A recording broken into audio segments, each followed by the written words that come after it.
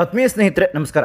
ಗೆಳೆಯರೆ, ಯತ್ನಾಳ್ ಅವರ ಉಚ್ಚಾಟನೆಯಿಂದ ರಾಜ್ಯ ಬಿಜೆಪಿಯಲ್ಲಿ ಎಲ್ಲವೂ ಕೂಡ ಸರಿ ಹೋಗಿಬಿಡುತ್ತೆ. ಯತ್ನಾಳ್ ಅವರನ್ನ ಉಚ್ಚಾಟನೆ ಮಾಡಿದ್ರೆ ಉಳಿದ ನಾಯಕರು ಎಲ್ಲರೂ ಕೂಡ ಸೈಲೆಂಟ್ ಆಗಿಬಿಡ್ತಾರೆ ಅನ್ನುವಂತಹ ಮಾತು ಇತ್ತು. ಅದಾದ ಬಳಿಕ ಯತ್ನಾಳ್ ಅವರನ್ನ ಉಚ್ಚಾಟನೆ ಕೂಡ ಮಾಡಿ ಆಯಿತು. ಯತ್ನಾಳ್ ಉಚ್ಚಾಟನೆ ಬೆನ್ನಲ್ಲೇ ಹಲವು ನಾಯಕರಿಗೆ ಶಾಕ್ ಕಾದಿದೆ ಅನ್ನುವಂತಹ ವಿಚಾರವೂ ಕೂಡ ರಾಜಕೀಯ ವಲಯದಲ್ಲಿ ಚರ್ಚೆ ಆಗೋದಕ್ಕೆ ಶುರುವಾದವು. ಆದರೆ ಯತ್ನಾಳ್ ಅವರನ್ನ ಉಚ್ಚಾಟನೆ ಮಾಡಿದ ಒಂದೇ ಒಂದು ದಿನದಲ್ಲಿ ಅವರಿಗೆ ಸಿಗ್ತಾ ಇರುವಂತಹ ಬೆಂಬಲವನ್ನು ನೋಡಿ ಸ್ವತಃ BY ವಿಜಯೇಂದ್ರ ಅವರು ಕೂಡ ಶಾಕ್ ಆಗಿದ್ದಾರೆ. BY ವಿಜಯೇಂದ್ರ ಅವರು ಈಗ ಒಂದು ನಿರ್ಧಾರಕ್ಕೆ ಬಂದಿದ್ದಾರೆ. ಹೈಕಮಾಂಡ್ ಈಗ BY ವಿಜಯೇಂದ್ರ ಅವರಿಗೆ ಒಂದು ಸಂದೇಶವನ್ನು ಕೂಡ ರವಾನಿಸಿದೆ. ಅದರ ಜೊತೆಗೆ ಯತ್ನಾಳ್ ಅವರ ಜೊತೆಗೆ ಇದ್ರಲ್ಲ ಆ ಟೀಮ್ ತಮ್ಮ ನಿರ್ಧಾರ ಏನು ಅನ್ನೋದನ್ನು ಕೂಡ ಪ್ರಕಟಿಸಿದೆ. ಹಾಗಾದರೆ ಯತ್ನಾಳ್ ಅವರ ಈ ಉಚ್ಚಾಟನೆಯ ವಿಚಾರವಾಗಿ ಒಂದಷ್ಟು ಬೆಳವಣಿಗೆಗಳು ಕೂಡ ಆಗಿವೆ. ಬೆಳಿಗ್ಗೆ ನಾನು ನಿಮಗೆ ಒಂದು ವಿಡಿಯೋ ಮಾಡಿ ಹೇಳಿದ್ದೆ. ಅದರಲ್ಲಿ ಯತ್ನಾಳ್ ಅವರ ಈ ಒಂದು ಉಚ್ಚಾಟನೆ ರಿವೋಕ್ ಆಗುತ್ತೆ, ಯತ್ನಾಳ್ ಅವ್ರನ್ನ ಮತ್ತೆ ವಾಪಸ್ ಪಕ್ಷಕ್ಕೆ ಕರೆದುಕೊಂಡು ಬರ್ತಾರೆ ಅನ್ನುವಂತಹ ವಿಚಾರವನ್ನು ಹೇಳಿದ್ದೆ. ಆ ವಿಚಾರದ ಬಗ್ಗೆಯೂ ಕೂಡ ಒಂದು ಮಹತ್ವದ ಬೆಳವಣಿಗೆ ಕೂಡ ಆಗಿದೆ. ಹಾಗಾದರೆ ಏನೆಲ್ಲ ಆಗ್ತಾ ಇದೆ BJP ವಲಯದಲ್ಲಿ ಅನ್ನೋದರ ಒಂದಷ್ಟು ಕಂಪ್ಲೀಟ್ ಡೀಟೇಲ್ಸನ್ನು ನಿಮಗೆ ಈ ವಿಡಿಯೋದಲ್ಲಿ ಕೊಡ್ತಾ ಹೋಗ್ತೀನಿ. ಗೆಳೆಯರೆ, ಯತ್ನಾಳ್ ಅವರ ಉಚ್ಚಾಟನೆ ಆದ ನಂತರ ಅವರಿಗೆ ಸಿಗ್ತಾ ಇರುವಂತಹ ಬೆಂಬಲದಿಂದ ಸ್ವತಃ ವಿಜಯೇಂದ್ರ ಅವರು ಕೂಡ ಕಂಗಾಲಾಗಿದ್ದಾರೆ ಅಂದರೆ ತಪ್ಪಾಗೋದಿಲ್ಲ. ಯಾಕೆ ಅಂದರೆ BY ರಾಘವೇಂದ್ರ ಅವರು ಕೊಟ್ಟಂತಹ ಒಂದು ಸ್ಟೇಟ್ಮೆಂಟ್. BY ರಾಘವೇಂದ್ರ ಅವರು ಏನು ಸ್ಟೇಟ್ಮೆಂಟ್ ಕೊಡ್ತಾರೆ ಅಂದರೆ, ನಾವು ಈ ತರಹ ಸಂಭ್ರಮಿಸಬಾರ್ದು, ಇದು ಸಂಭ್ರಮ ಪಡುವಂತಹ ಒಂದು ಗಳಿಗೆ ಅಲ್ಲ. ಯತ್ನಾಳ್ ಅವರು ರಾಜ್ಯದ ಒಬ್ಬ ಹಿರಿಯ ನಾಯಕ, ಅವರಿಗೆ ಈ ತರಹ ಆಗಬಾರ್ದಾಗಿತ್ತು. ಹೈಕಮಾಂಡ್ ಈ ತರಹದ ನಿರ್ಧಾರವನ್ನು ತೆಗೆದುಕೊಂಡಿದೆ. ನಾವೆಲ್ಲರೂ ಕೂಡ ಒಟ್ಟಾಗಿ ಹೋಗೋದಕ್ಕೆ ಇಷ್ಟಪಟ್ಟಿದ್ವಿ. ಯತ್ನಾಳ್ ಅವರಿಂದ ನಮಗೆ ನಷ್ಟ ಆಗತ್ತೆ ಅಂತ BY ರಾಘವೇಂದ್ರ ಅವರು ಸ್ಟೇಟ್ಮೆಂಟ್ ಕೊಡ್ತಾರೆ. ಅದಾದ ಬಳಿಕ BY ವಿಜಯೇಂದ್ರ ಅವರು ಕೂಡ ತೇಲಿಸಿ ಬಿಡುವಂತಹ ಮಾತುಗಳನ್ನು ಆಡ್ತಾ ಇದ್ದಾರೆ. ಯತ್ನಾಳ್ ಅವರ ಉಚ್ಚಾಟನೆಯನ್ನು ಸಂಭ್ರಮ ಪಡಬಾರದು ಅಂತ. ಇನ್ನೂ ಒಂದಷ್ಟು ಜನ ಇದ್ದಾರೆ, ಯಡಿಯೂರಪ್ಪನವರಿಗೆ ಹತ್ತಿರ ಆಗಬೇಕು ಅಥವಾ ಯಡಿಯೂರಪ್ಪನವರನ್ನೇ ಅತಿಯಾಗಿ ನಂಬಿಕೊಂಡಂಥವರು ಯತ್ನಾಳ್ ಅವರ ಉಚ್ಚಾಟನೆಯಿಂದ ನಮಗೆ ಯಾವ ಡ್ಯಾಮೇಜು ಕೂಡ ಆಗಿಲ್ಲ ಅಂತಹ ಸ್ಟೇಟ್ಮೆಂಟನ್ನು ಕೊಡ್ತಾ ಇದ್ದಾರೆ.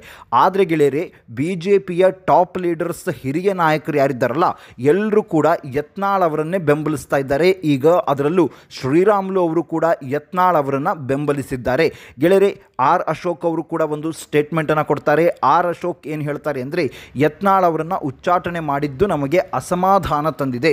ನಾವೆಲ್ಲರೂ ಕೂಡ ಜೊತೆಯಾಗಿ ಹೋಗೋಣ ಅಂತ ಇದ್ವಿ, ಆದರೆ ಅದಕ್ಕೆ ಈಗ ಅವಕಾಶ ಆಗುತ್ತಾ ಇಲ್ಲ.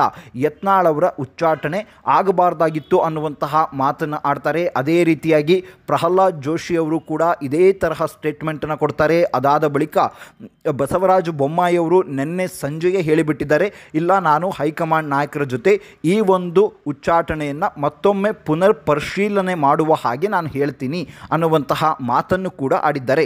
ಒಟ್ಟಾರೆಯಾಗಿ ಯತ್ನಾಳ್ ಅವರಿಗೆ ಸಿಗ್ತಾ ಇರುವಂತಹ ಈ ಬೆಂಬಲದಿಂದ BJPಯಲ್ಲಿ ಎಲ್ಲವೂ ಕೂಡ ಸರಿ ಹೋಗುತ್ತೆ ಅಂತ ಹೇಳೋದಕ್ಕಾಗೋದಿಲ್ಲ.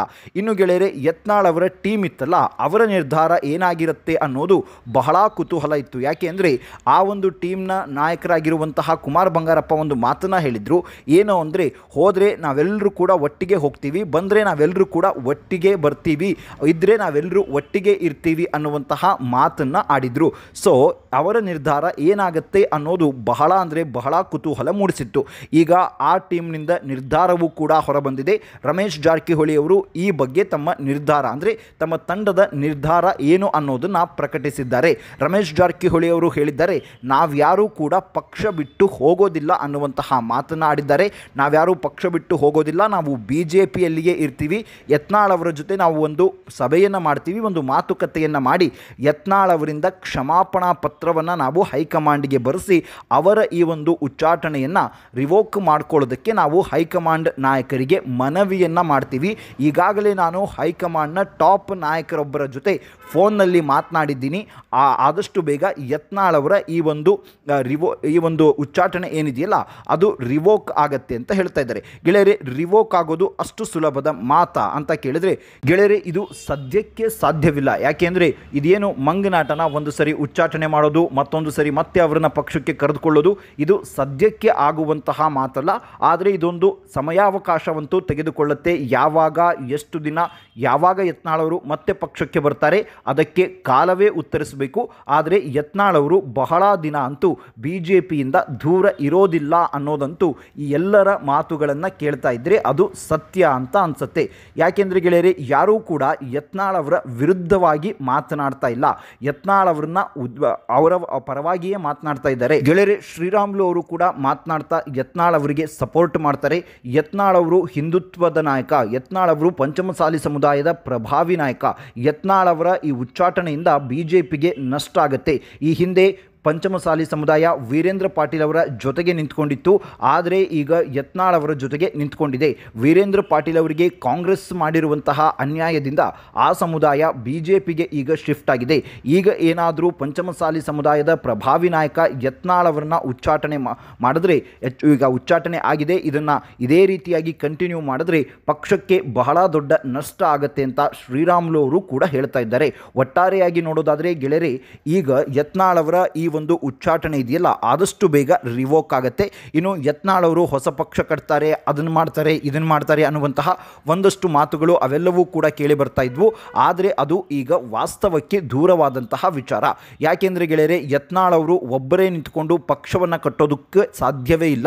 ಒಂದು ಪಕ್ಷವನ್ನು ಕಟ್ಟೋದಕ್ಕೆ ಹಣಬಲ ಜೊತೆಗೆ ಜನಬಲವೂ ಕೂಡ ಬೇಕು, ಅದರ ಜೊತೆಗೆ ಸಂಘಟನಾ ಬಲವೂ ಕೂಡ ಬೇಕು. ಆದರೆ ಒಬ್ಬರಿಗೆ ಅದು ಆಗೋದಿಲ್ಲ. ಈಗ ರಮೇಶ್ ಜಾರಕಿಹೊಳಿ ಅವರ ಮಾತನ್ನು ನೋಡಿದ್ರೆ ಅವರಂತೂ BJPಯನ್ನು ಬಿಟ್ಟು ಹೊರಗಡೆ ಬರೋದಿಲ್ಲ. ಸಾಧ್ಯವಾದರೆ ಯತ್ನಾಳ್ ಅವರನ್ನೇ BJPಗೆ ಮತ್ತೆ ಕರೆತರುವಂತಹ ಎಲ್ಲ ಪ್ರಯತ್ನವನ್ನು ಕೂಡ ಮಾಡ್ತಾರೆ. ಆದರೆ ಅವರು BJPಯನ್ನು ಬಿಟ್ಟು ಅವರು ಹೊರಗಡೆ ಅಂತೂ ಬರೋದಿಲ್ಲ. ಸೊ ಇದನ್ನು ಕ್ಲಿಯರ್ ಏನು ಅಂದರೆ ಯತ್ನಾಳ್ ಅವರು ಹೊಸ ಪಕ್ಷವನ್ನು ಕಟ್ಟೋದಿಲ್ಲ, ಆದರೆ ಅದರ ಬದಲಾಗಿ ಅವರು ಮತ್ತೆ BJPಗೆ ವಾಪಸ್ ಬರ್ತಾರೆ ಅನ್ನೋದು ಒಂದು ವಿಶ್ಲೇಷಣೆ ಆಗ್ತಾ ಇದೆ. ಈಗ ಅದರ ಜೊತೆಗೆ ಗೆಳೆಯರೆ ಒಂದು ವೇಳೆ ಯತ್ನಾಳ್ ಅವರೇನಾದರೂ ಕ್ಷಮಾಪಣಾ ಪತ್ರವನ್ನು ಬರೆದರೆ ಕೇಂದ್ರ ಹೈಕಮಾಂಡ್ ಅದನ್ನು ಪರಿಗಣಿಸುವಂತಹ ಸಾಧ್ಯತೆ ಎಷ್ಟರ ಮಟ್ಟಿಗೆ ಇರುತ್ತೆ ಅಂದರೆ ಅದು ಬಹುಶಃ ಸಾಧ್ಯತೆ ಅದು ಬಹಳ ಇದೆ. ಯಾಕೆಂದರೆ ಕೇಂದ್ರ ಹೈಕಮಾಂಡ್ ಈ ಹಿಂದೆ ಹಲವು ಬಾರಿ ಇದೇ ತರಹ ಆಗಿದೆ, ಬೇರೆ ಬೇರೆ ಕಡೆಯೂ ಕೂಡ ಇದೇ ತರಹ ಆಗಿದೆ. ಮಹಾರಾಷ್ಟ್ರದಲ್ಲಿಯೂ ಕೂಡ ಇದೇ ತರಹ ಪಕ್ಷದ ಕಾರ್ಯಕರ್ತರಲ್ಲಿ ಒಂದು ಅಸಮಾಧಾನ ಉಂಟಾಗಿತ್ತು. ಅಸಮಾಧಾನ ಉಂಟಾದಾಗ ಲೋಕಸಭಾ ಚುನಾವಣೆಯಲ್ಲಿ ಏನಾಯಿತು ಅನ್ನೋದು BJP ಹೈಕಮಾಂಡ್ಗೆ ಗೊತ್ತಿದೆ. ಸೊ ಹಾಗಾಗಿ ಈಗಲೂ ಕೂಡ ಅದೇ ತರಹ ಆಗುತ್ತೆ. ಯತ್ನಾಳ್ ಅವರ ಸಸ್ಪೆನ್ಷನನ್ನು ಆದಷ್ಟು ಬೇಗ ರಿವೋಕ್ ಮಾಡ್ತಾರೆ. ಈಗ ಗೆಳೆಯರೆ ಯತ್ನಾಳ್ ಅವರನ್ನ ಈಗ ಉಚ್ಚಾಟನೆ ಮಾಡಿದ ನಂತರ BJPಯಲ್ಲಿ ಎಲ್ಲವೂ ಕೂಡ ಕರೆಕ್ಟ್ ಆಗಿಬಿಡುತ್ತಾ? ಯತ್ನಾಳ್ ಅವರನ್ನ ಉಚ್ಚಾಟನೆ ಮಾಡಿದ ನಂತರ BJPಯಲ್ಲಿ ಇನ್ನೂ ಕೂಡ ಅಸಮಾಧಾನಗಳು ಹೆಚ್ಚಾಗುತ್ತೆ ಹೊರತು ಕರೆಕ್ಟ್ ಅಂತೂ ಆಗೋದಿಲ್ಲ. BJP ಮತ್ತೆ ಸಂಘಟನಾ ಶಕ್ತಿಯನ್ನು ಪಡೆದುಕೊಳ್ಳೋದಕ್ಕೆ ಮತ್ತೆ 2028ರಲ್ಲಿ ಅಧಿಕಾರವನ್ನು ಹಿಡಿಯೋದಕ್ಕೆ BJP ಹೈಕಮಾಂಡ್ ಮಾಡಬೇಕಾಗಿರೋದು ಕೇವಲ ಯತ್ನಾಳ್ ಒಬ್ಬರನ್ನೇ ಉಚ್ಚಾಟನೆ ಮಾಡಿದ್ರೆ ಸಾಕಾಗೋದಿಲ್ಲ. ಈಗ BJP ಹೈಕಮಾಂಡ್ ಏನು ಮಾಡಬೇಕು ಅಂದರೆ ರಾಜ್ಯದ ಕಂಪ್ಲೀಟ್ BJP ಟೀಮನ್ನೇ ಚೇಂಜ್ ಮಾಡಬೇಕು. ಇಲ್ಲಿಯ ಅಧ್ಯಕ್ಷರನ್ನು ಬದಲಾವಣೆ ಮಾಡಬೇಕು. ಅದೇ ರೀತಿಯಾಗಿ ಇಲ್ಲಿನ ಕೋರ್ ಕಮಿಟಿ ಎಲ್ಲವನ್ನೂ ಕೂಡ ಬದಲಾವಣೆ ಮಾಡಿ ಹಿರಿಯರಿಗೆ ಮತ್ತು ಕಿರಿಯರಿಗೆ ಹೊಸ ಮುಖಗಳಿಗೆ ಎಲ್ಲರನ್ನೂ ಮಿಕ್ಸ್ ಮಾಡಿ ಒಂದು ಅವಕಾಶವನ್ನು ಮಾಡಿಕೊಡಬೇಕು. ಅಂದಾಗ ಮಾತ್ರ BJP ಮತ್ತೆ ಕರ್ನಾಟಕದಲ್ಲಿ ಅರಳೋಕೆ ಸಾಧ್ಯ. ಇಲ್ಲ ಅಂದರೆ ಇದು ಇದೇ ತರಹ ಆಗುತ್ತಾ ಹೋಗುತ್ತೆ. ಈಗ ಯತ್ನಾಳ್ ಅವರನ್ನ ಹೊರಗಿಟ್ಟರು, ಸ್ವಲ್ಪ ದಿನ Ramesh Jarkiholi and team silent ಆಗಿರ್ಬೋದೇನೋ, ಆ ನಂತರದಲ್ಲಿ ಮತ್ತೆ ಅವರು ಇದನ್ನೇ ಶುರು ಮಾಡ್ಕೊಳ್ತಾರೆ. ಇದೇ ತರಹ ಆದರೆ ಎಷ್ಟು ಜನರನ್ನು ಇವರು ಉಚ್ಚಾಟನೆ ಮಾಡ್ತಾ ಹೋಗ್ತಾರೆ. ಸೊ ಹಾಗಾಗಿ ಒಂದು ಸಂಘಟನಾ ಶಕ್ತಿಯನ್ನು ತರೋದಕ್ಕೆ ಕರ್ನಾಟಕದಲ್ಲಿ ಕಂಪ್ಲೀಟ್ ಆಗಿರುವಂತಹ ಒಂದು ಟೀಮನ್ನೇ ಚೇಂಜ್ ಮಾಡಬೇಕಾಗುತ್ತೆ. ಇದಕ್ಕೆ ಹೈಕಮಾಂಡ್ ಯಾವ ರೀತಿಯಾಗಿ ಒಂದು ಪ್ರತಿಕ್ರಿಯೆಯನ್ನು ಕೊಡುತ್ತೆ ನೋಡಬೇಕು. ಇನ್ನು ಉಚ್ಚಾಟನೆಯ ಬಗ್ಗೆ ಯತ್ನಾಳ್ ಅವರು ಇದುವರೆಗೂ ಕೂಡ ಯಾವುದೇ ರೀತಿಯಾಗಿ ದೊಡ್ಡ ಮಟ್ಟದಲ್ಲಿ ಪ್ರತಿಕ್ರಿಯೆಯನ್ನು ಕೊಟ್ಟಿಲ್ಲ. ಸೊ ಕೇವಲ ಒಂದು ಸಣ್ಣ ಮಟ್ಟದಲ್ಲಿ ಪ್ರತಿಕ್ರಿಯೆಯನ್ನು ಕೊಟ್ಟಿದ್ದಾರೆ. ಆ ನಂತರದಲ್ಲಿ ಅವರು ಹೊರಗಡೆಯೂ ಕೂಡ ಬಂದಿಲ್ಲ, ನೇರವಾಗಿ ಅವರು ತಮ್ಮ ಫಾರ್ಮ್ ಹೌಸ್ಗೆ ಹೋಗಿದ್ದಾರೆ. ಇನ್ನು ಕಾದು ನೋಡಬೇಕು ಗೆಳೆಯರೆ, ಯತ್ನಾಳ್ ಅವರ ಈ ಒಂದು ಉಚ್ಚಾಟನೆ ರಿವೋಕ್ ಆಗುತ್ತಾ, ಇದು ರದ್ದಾಗುತ್ತಾ? ನಿಮಗೇನು ಅನಿಸುತ್ತೆ? ನಿಮ್ಮ ಅನಿಸಿಕೆ ಅಭಿಪ್ರಾಯಗಳನ್ನು ಕಮೆಂಟ್ ಮೂಲಕ ತಿಳಿಸಿ. ಮುಂದಿನ ವಿಡಿಯೋದಲ್ಲಿ ಮತ್ತಷ್ಟು ಮಾಹಿತಿಯ ಜೊತೆಗೆ ಬರ್ತೀನಿ. ಅಲ್ಲಿವರೆಗೂ ಜೈ ಹಿಂದ್, ಜೈ ಕರ್ನಾಟಕ.